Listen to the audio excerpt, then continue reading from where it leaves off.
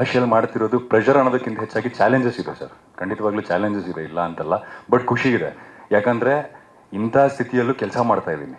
ಕೆಲಸ ಮಾಡೋದಕ್ಕೆ ಕೆಲಸ ಇದೆ. ಆ್ಯಂಡ್ ನಾನು ಪ್ರತಿ ಸತಿ ಹೇಳ್ತಿರ್ತೀನಿ, ಕೆಲಸ ನೋಡಿ ಕೆಲಸ ಸಿಗ್ತಾ ಇದೆ ನನಗೆ ಬೇರೆ ಬೇರೆ ಕಡೆ ಅಂತ. ಸೊ ಹಾಗಾಗಿ ಅದು ನನಗೆ ಭಾಳ ಖುಷಿ ಇದೆ.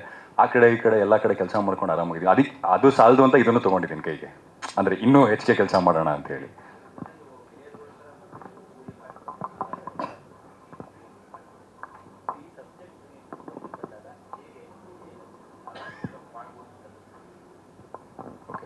ಸರ್, ಈ ಸಬ್ಜೆಕ್ಟ್ ನನ್ನ ಹತ್ರಕ್ಕೆ ಬಂದಾಗ ಫಸ್ಟ್ ನನಗೆ ಅನಿಸಿದ್ದು, ಈ ಕಥೆನ ನಾವು ಬೇರೆ ನಿರ್ಮಾಪಕರ ಹತ್ರ ತೊಗೊಂಡೋಗಿ ಹೇಳಿದ್ರು, ಅಥವಾ ನಾವು ಬೇರೆ ನಿರ್ಮಾಪಕರು ರೆಗ್ಯುಲರ್ ಸಿನಿಮಾ ಪ್ರೊಡ್ಯೂಸ್ ಮಾಡುವಂಥ ನಿರ್ಮಾಪಕರಿಗೆ ಹೇಳಿದ್ರೆ ಪ್ರಾಬ್ಲಿ ಕಷ್ಟ ಆಗುತ್ತೆ, ಅರ್ಥ ಮಾಡಿಸೋದೇ ಕಷ್ಟ ಆಗುತ್ತೆ ಈ ಸ್ಕ್ರಿಪ್ಟ್ನ ನನಗೆ. ಯಾಕಂದರೆ ಬ್ಲಿಂಕ್ ಆದಾಗಲೂ ಸುಮಾರು ಜನ ಕೇಳಿದ್ರು, ಹೆಂಗೆ ಅರ್ಥ ಆಯ್ತು ನಿನಗೆ ಈ ಕತೆ ಕೇಳಿದಾಗ ಅಂತ.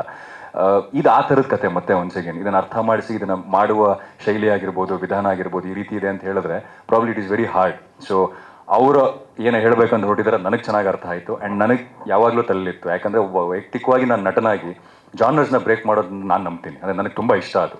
ನಾನು ಪ್ರತಿ ಸರಿನೂ ಜಾನರ್ಸ್ನ ಬ್ರೇಕ್ ಮಾಡಿ ಸಿನಿಮಾನ ಮಾಡ್ತೀನಿ. ಹಿಂದಿನ ಸಿನಿಮಾ ಹತ್ರ ನನ್ನ ನೆಕ್ಸ್ಟ್ ಸಿನಿಮಾ ಇರೋದಿಲ್ಲ. ಸೊ ಆ ನಿಟ್ಟಿನಲ್ಲೇ ಐ ಫೆಲ್ಟ್ ಓಕೆ, ಒಂದು ಶುರು ಮಾಡೋದಕ್ಕಾಗಲಿ ಅಥವಾ ಈ ಥರದೊಂದು ಕಥೆಯನ್ನು ಹೇಳಬೇಕು ಜನರಿಗೆ. ಯಾಕಂದರೆ ಎಕ್ಸ್ಪೆರಿಮೆಂಟಲ್ ಸಿನಿಮಾ, ಕಂಟೆಂಟ್ ಸಿನಿಮಾಗಳು ಆಚೆ ಬಂದಾಗಲೇ ಅದು ಹೆಚ್ಚಿನ ಜನ ಆಡಿಯನ್ಸಿಗೆ ತಟ್ಟೋದಕ್ಕೆ ಸಾಧ್ಯ ಸರ್. ಓ ಟಿ ಟಿಲಿ ಆಗಿರ್ಬೋದು, ಇನ್ನೊಂದು ಕಡೆ ಆಗಿರ್ಬೋದು. So I thought this is a story to tell ಅಂತ.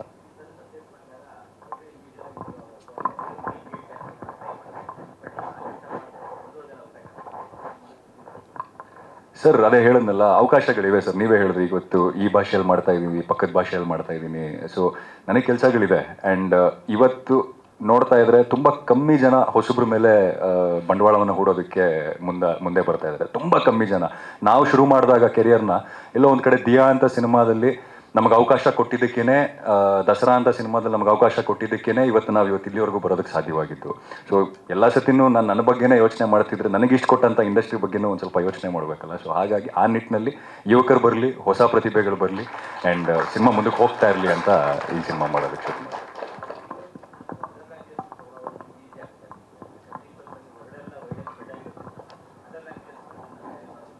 ಖಂಡಿತವಾಗ್ಲೂ ಸರ್.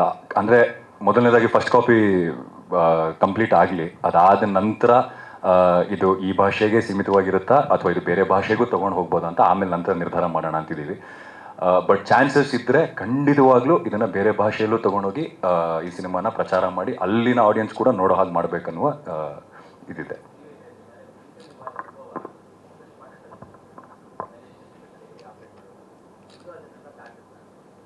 ಅಂದರೆ ಸರ್ ಅರ್ಥ ಆಗಲಿಲ್ಲ.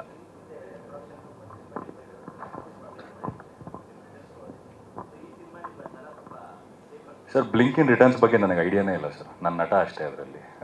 ಅದೇ ನಾನು ಹೇಳಿದ್ದು ನಿಮಗೆ, ಅನುಭವಗಳು ಅಂತ ಅದಕ್ಕೆ ಹೇಳಿದ್ದು. ಅದಕ್ಕೆ ಆ ಅನುಭವವನ್ನು ತಗೊಳ್ಳೋದಕ್ಕೇ ಈ ಸಿನಿಮಾ ಅಂತ ಅನಿಸುತ್ತೆ. ಸೊ ನನಗೆ ಅದು ರಿಟರ್ನ್ಸ್ ಆಗಲಿ ಅನ್ನೋದಾಗ ನನಗೆ ಯಾವ್ದ್ರ ಬಗ್ಗೆನೂ ಐಡಿಯಾ ಇಲ್ಲ. ಬಟ್ ಈ ಸಿನಿಮಾ ರಿಟರ್ನ್ಸ್ ಅನ್ನೋದಕ್ಕಿಂತ ಹೆಚ್ಚಾಗಿ ಸರ್ ಇದು ಜಾಸ್ತಿ ಜನರಿಗೆ ಮುಟ್ಟಬೇಕು.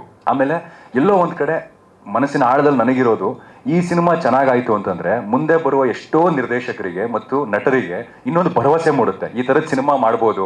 ಸಿನಿಮಾ ಮಾಡಬೇಕು ಅಂತಂದರೆ ಇವತ್ತು ಹೇಗಾಗಿದೆ ಅಂತಂದರೆ, ಸಿನಿಮಾ ಮಾಡಬೇಕು ಅಂದರೆ ಕೋಟ್ಯಾಂತರ ರೂಪಾಯಿ ಇರಬೇಕು, ದೊಡ್ಡ ಸಿನಿಮಾಗಳೇ ಮಾಡಬೇಕು, ಆವಾಗಲೇ ಜನ ಥಿಯೇಟ್ರಿಗೆ ಬರೋದು ಅನ್ನೋ ಒಂದು ಮನಸ್ಥಿತಿ ಆಗಿದೆ.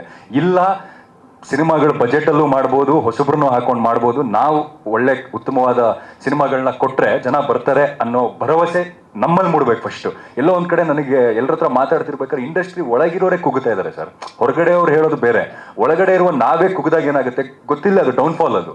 ಸೊ ಎಲ್ಲ ಒಂದು ಕಡೆ ಭರವಸೆ ಕೊಡಬೇಕಂದ್ರೆ ಈ ಥರದ ಪ್ರಯತ್ನಗಳು ಆಗಬೇಕು. ಈ ರೀತಿ ಪ್ರಯತ್ನಗಳಾದ್ರೂ ನಾವು ಭರವಸೆ ಕೊಡೋದಕ್ಕೆ ಸಾಧ್ಯವಾಗೋದು. ಸೊ ಆ ನಿಟ್ಟು ಸರ್ ಪ್ರಾಬಬ್ಲಿ ಜುಲೈ ಅಥವಾ ಆಗಸ್ಟ್.